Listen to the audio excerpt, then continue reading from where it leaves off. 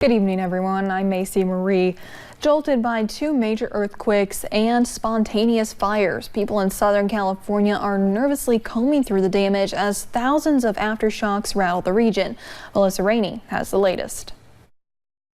People in parts of Southern California on edge in the wake of back-to-back earthquakes. The first on Thursday, a 6.4, followed by another even stronger one Friday night, registering at a 7.1. Sunday, officials in Kern County, the epicenter of both events, say they're working to assess the damage and recover quickly. Now it is time for recovery. So we will now move into the recovery process.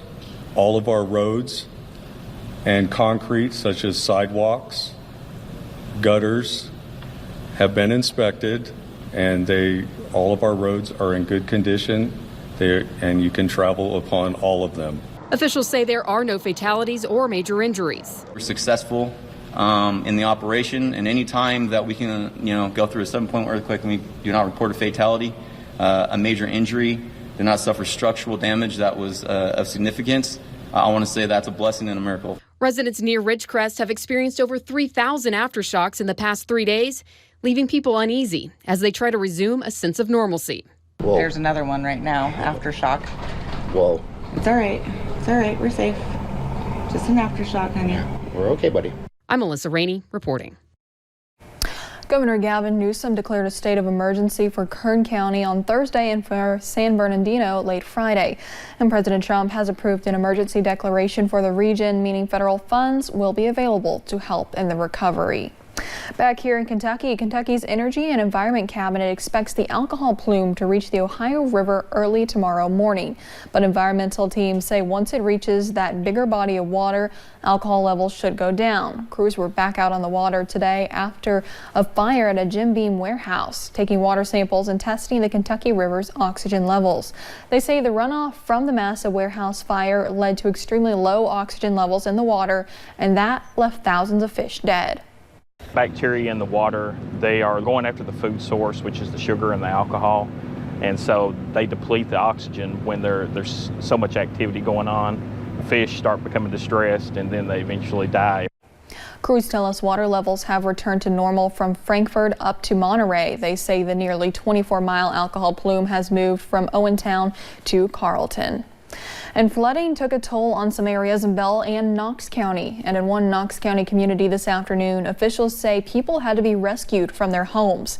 Here's some video from along Kentucky 92 in Bell County because we could not get to the KJ community due to that flooding. And Knox County Sheriff Mike Smith says the KJ community got a large amount of rain in a short amount of time, causing a flash flood in the area. Smith says flooding washed out a few roads and bridges. We'll definitely keep an eye on it and watch, for the swollen creeks and stuff around here. So we'll definitely keep an eye on it and hopefully keep everybody safe. Officials told our reporter that the roads were cleared around 11 o'clock tonight. They are still urging people to be careful when driving in the area.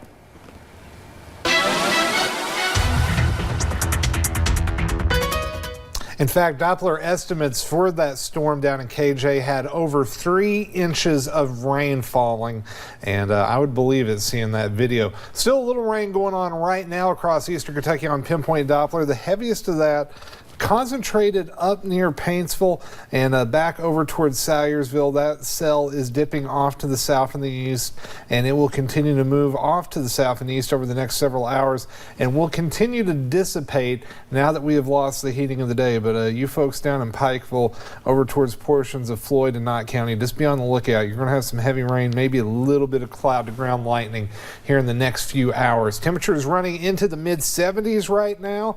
It is still very humid out there, and because of that we're seeing a little bit of fog forming, especially over into the Big Sandy. Logan, you are down to 1 mile visibility, 5 miles already in Harlan, 6 miles in Williamsburg, and I am expecting that fog to be on the thick side tomorrow morning. So as you head back to work after the long holiday weekend, for a lot of folks, just be on the lookout. That fog may slow down that morning commute, and temperature is going to go from the upper 60s into the mid 70s by around 10, 11 a.m. We're heading back to the 80s again tomorrow. The heat and humidity continue.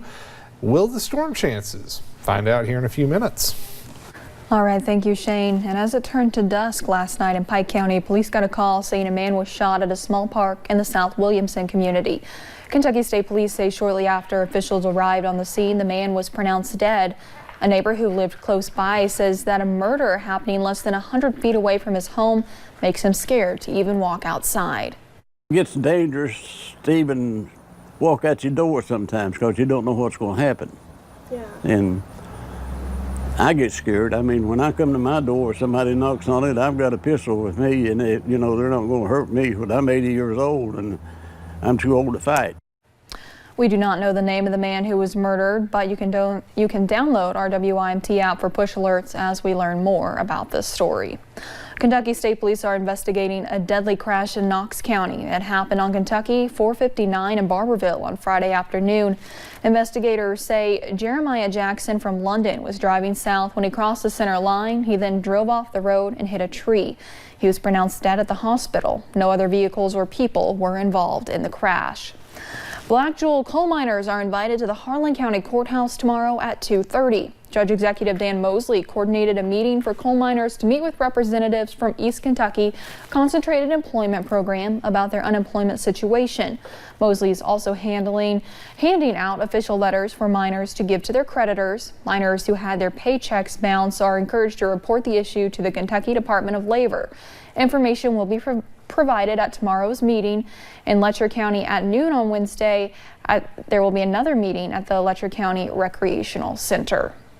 Plenty of soccer fans in Lexington came out to watch the Women's World Cup game. Fans gathered at West 6 Brewing for a watch party, and one fan explains why he enjoys coming out to watch with other fans and how excited he is to see soccer growing in popularity in the States. No, it's just feeding off the vibe from other people, and I mean it's great. I'm originally from Russia, so soccer is a huge thing over there. It's just kind of nice to see that it's kind of catching up in America, and all people coming out. It's exciting and encouraging to see. After the game, West 6 also held an event kicking off Lexington's Burger Week, which officially begins tomorrow. In national news, a wealthy money manager whose friends have included presidents and a prince is behind bars in Manhattan tonight. Jeffrey Epstein is accused of sex trafficking and molesting underage girls. As Molingi reports, is the latest in a string of allegations. Epstein's arrest by federal agents in New Jersey Saturday came as he stepped off his private jet when it arrived from Paris. The 66-year-old multi-millionaire hedge fund manager, also a registered sex offender, is accused of paying underage girls for massages and molesting them at his homes in Florida and New York, according to the Associated Press. Epstein has surrounded himself with a high-profile circle of friends, including then-private citizen Donald Trump, Prince Andrew, and former President Bill Clinton, who reportedly took more than 24 trips on Epstein's private jet between 2001 and 2003. In 2002, Donald Trump told New York Magazine, quote, "I've known Jeff for 15 years, terrific guy, and that he likes beautiful women as much as I do, and many of them are on the younger side."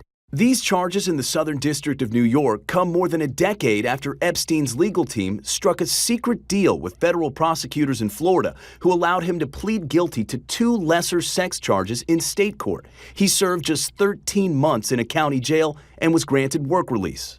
The nominee for Secretary of the Department of Labor will be Mr. Alex Acosta.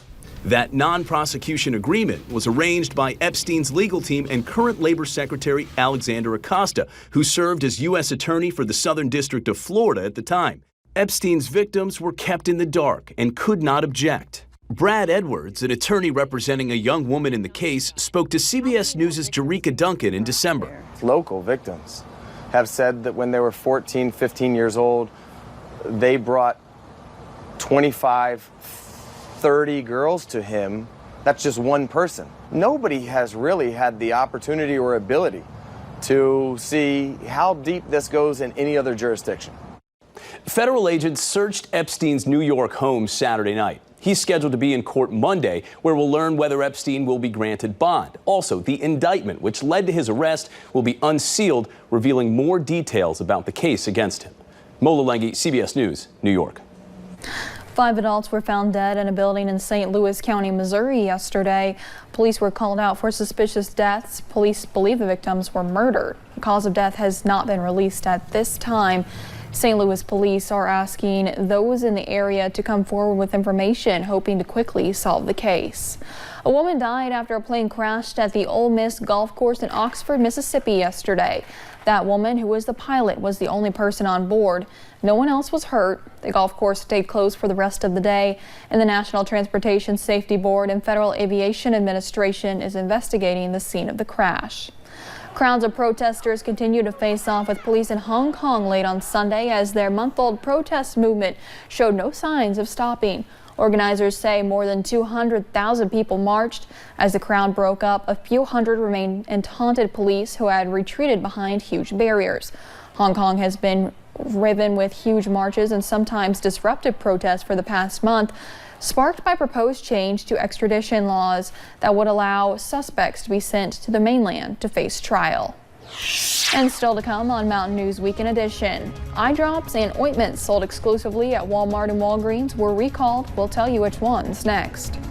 Showers and storms are coming to an end, but will they return with the humidity expected tomorrow? Find out after the break.